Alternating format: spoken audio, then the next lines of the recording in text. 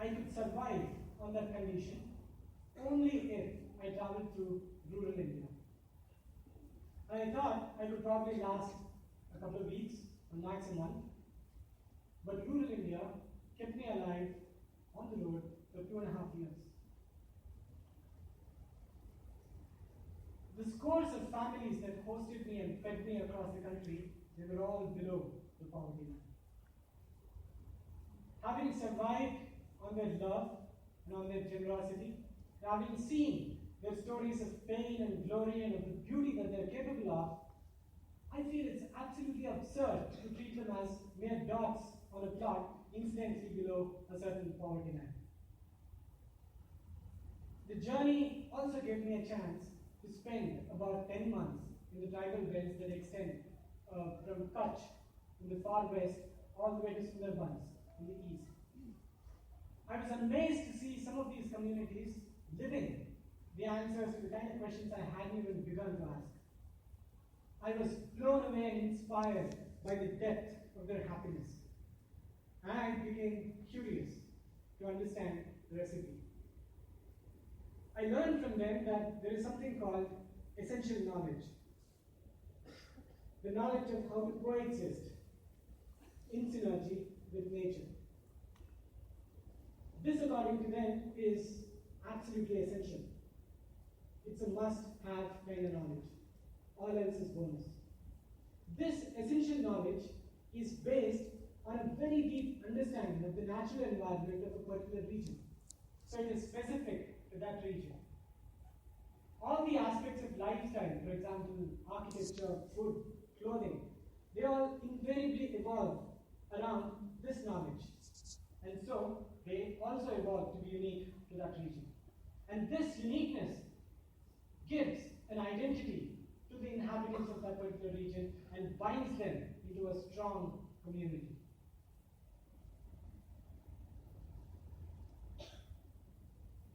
This deep sense of community, rooted in the knowledge of how to coexist, is what enhances the immunity of inhabitants against odds and makes them resilient. A community in which lifestyles undergo drastic changes, the inhabitants gradually start losing connect with the knowledge. So the ways of the community come into direct conflict with the rhythms of nature. So the relationship between the community and its natural environment gets under severe stress. And the community starts breaking down, disintegrating into its loose bunch of individuals. And these individuals, having lost access to their collective intelligence, to that knowledge, have no option but to depend on money and markets to fulfill even the most basic of their needs. When the presence of money becomes so unquestionably essential and important, its absence can starve and kill. And that's how I think people enter the game of poverty. It's not to say that lifestyles cannot or should not change. It's just that their evolution should be in sync with what the natural constitution of the region can sustain. And it's also not that money isn't important. Money is absolutely important. It's just that money alone cannot guarantee our sense of security and happiness. We derive our security and happiness from the way we engage with our communities, from the way our communities are organized to preserve and leverage our collective intelligence. When we think of money as the only means to everything, we start getting entrapped. It's like wearing a binoculars all the time. Just as that will gradually degenerate our inherent capacity to see and comprehend, excessive dependence on money and markets also tend to degenerate our inherent ability to survive and to self-optimize. A wise man I know often tells me that the true purpose of martial arts is to create a world in which we don't need to defend ourselves. On similar lines, I was and I continue to be inspired to contribute to the creation of a world in which we don't have to fight or eradicate poverty. A world in which poverty just cannot exist. I believe that the defining characteristic of such a world would be resilience. Clearly, resilience has very little to do with material riches. It owes a lot of itself to the way communities organize themselves. And to my mind, a resilient community has three simple building blocks. Number one, a very deep respect for soil, air, and water, and all of the life that these three elements can. And number two, interdependence. It's only when the individual inhabitants establish and practice traditions of interdependence that the collective or the whole community has any chance of being independent. And number three is self-reliance with respect to 9 basic needs: food and water, shelter, clothing, healthcare, energy, connectivity, trade, education, and disaster management. So in short, resilience is a state in which a community employs ecologically sustainable means to fulfill the 9 basic needs of all the inhabitants. I found the idea of creating resilience far more inspiring, empowering, and liberating as compared to the idea of eradicating poverty. A term I couldn't even come to define properly. It's a little shift in terms of thinking. It's like wanting to build immunity with a vision of good health versus eating a lot of junk and paying our doctors to cure us of the symptoms while the sickness perpetuates. So the real challenge is not how to make people rich. The real challenge is to get them to organize themselves into such communities. But it's not exactly comforting to know that India has 6.5 lakh villages. And when the scale is so mind-numbing, I agree, we often don't know where to start and how.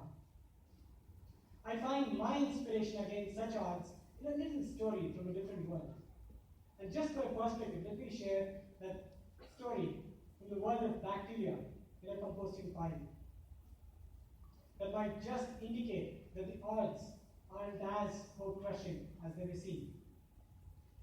So the primary function of bacteria in a composting pile is to decompose organic stuff. 15% of those bacteria, they decompose stuff in a way that doesn't cause any stench. So let's call them the good bacteria. There's another 15% that decompose stuff in ways that cause terrible, terrible stench. Let's call them the bad bacteria for a good reason. That leaves us with 70%. These guys who are actually capable of tilting the balance, they have no clue. They have no idea what the hell to do. They're simply waiting to take that side that starts seeming to win. So our job as good composters is to not concern ourselves with the whole 100%. It's to focus on the 15% and create an environment in which that 15% can thrive, knowing that that's what it takes to tilt the balance. I don't know if the story of bacteria is true. And I don't even know of any empirical study that says it could be true of humans. But I intuitively feel that the story holds up for a human population as well. And the nods and smiles that I see in front of me actually reinforce that feeling in our belief. So I believe that the reason why communities disintegrate is because the role models that reinforce disintegration through consumption-driven growth overwhelmingly outnumber the role models that reinforce resilience. So the solution is to build a whole lot of good role model communities across the country. At least one for every district. So where do we start?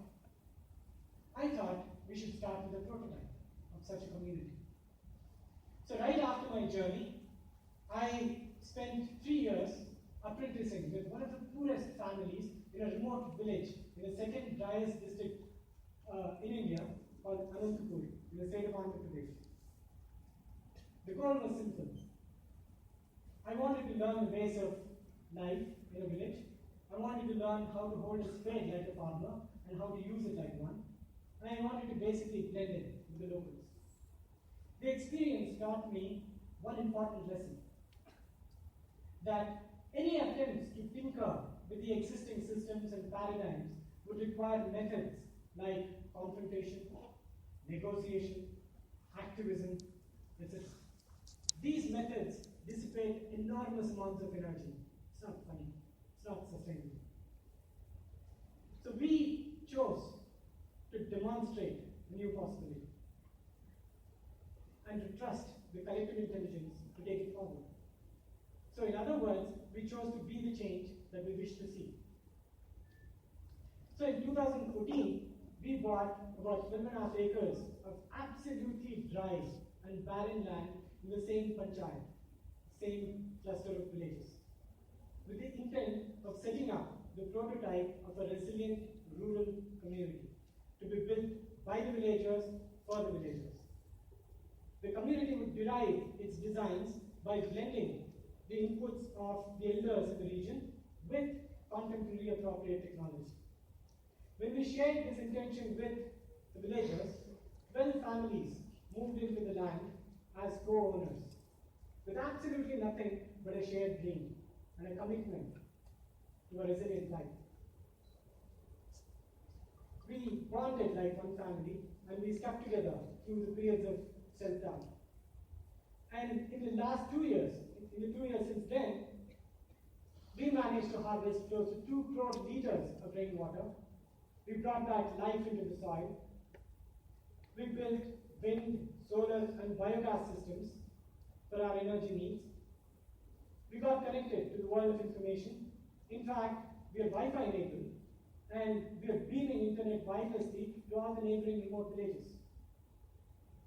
And we built eco-friendly shelters, gaining expertise as we built them. Some of the youth who were trained in these methods of construction, they're actually building a management learning center for a major corporation in Hyderabad. We are a couple of months away from becoming completely food and energy secure. And in January of 2017, we'll be launching an entrepreneurial model for all the villagers in the region to adopt the 3 principles of resilience. We hope to complete the prototype in the later part of next year with a model of education that's been designed to sustain the change we hope to cause. Later next year, we'll also be launching a fellowship program for teams from across the country to collaboratively set up role model communities in their respective regions. Kind of scale it out. While scale up implies one drop wanting to become the ocean, scale out implies a lot of like-minded drops coming together to form the ocean. All this cannot be limited to and by the vision of a small team. This could be and should be an amazing exercise of co-creation that sees us all coming together, leveraging our collective intelligence and consciousness. India has 650 plus districts, each waiting for its own role model community. Let's join hands, let's demystify development, let's make rural